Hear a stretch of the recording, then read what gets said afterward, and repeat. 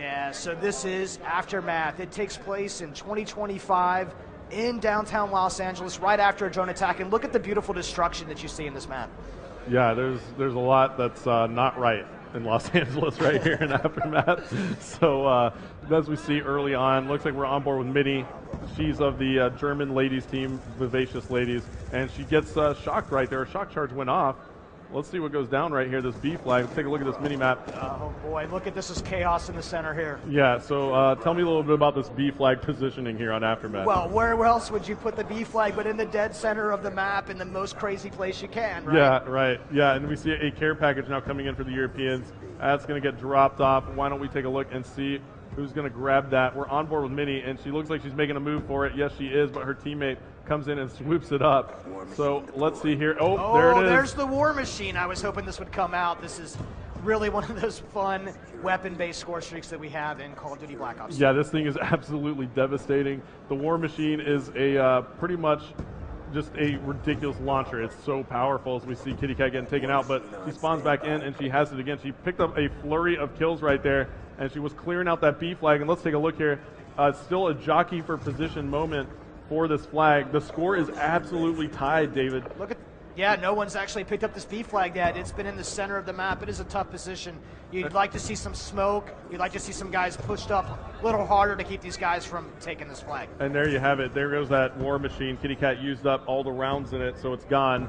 And she just wasn't able to keep the North Americans off the B flag as they take it now. So the North Americans in the lead. They are your FBI faction, as you see, designated by the flag on the left side, upper left side of your screen in the score panel. And the Mercs faction is the Europeans. They are there on this B flag now. Look at that capture progress bar. She might grab this flag. Yep, absolutely. Great teamwork right there by the Europeans to get that flag back. But Merc comes in and smokes a few. Let's take a look at the map. Oh, well, actually, it looks like the Europeans do have some pretty good map control now. We'll jump back on board with the Americans. We'll jump on board with Merc, who's making a move for that flag. He gets taken out, and now Merc spawns back in. And he's packing lightweight, cold-blooded, and extreme conditioning. And, David, let's find something else to talk about here. Tell me a little bit about what his class is using. Do you notice anything here? Yeah, this guy, you know, Merc is a very traditional player. I think he's got 3 perks out and using a Claymore and some shock charges. Now, those shock charges give you just enough time to put a target down. If you put them, we're seeing the European team actually throw them onto the B flag, confuse those guys so that they can jump in there. But Merc's got this shotgun out, and he's got that laser sight so that he has some real superior hip-fire accuracy right now. And look, 7 seconds left to go. The Europeans actually have the lead on this one. We're playing round-based domination if you're just tuning in. So this is the first of 2 rounds, and the Europeans take round number 1, 46-42. We are in halftime. As we take a look at the round-ending kill cam, it's going to be Swanee right there, putting some nice shots. Looks like he had a burst mode right there. What weapon was that? That's the best weapon in the game. No. Well, I didn't say that. Well, what was it? Tell me. The best weapon in the game. Okay, we'll leave it at that. He's going to leave it up to you to figure it out there in internet land. So now we see we're in round number 2 here on this domination aftermath. 3 minutes left in the round. The 3-minute round is what we're playing, and it looks like the North Americans go immediately for that B flag, and they do pick it up. So score carried over, 49-50 now to 48. Score carried over after round 1, and we flip spawns.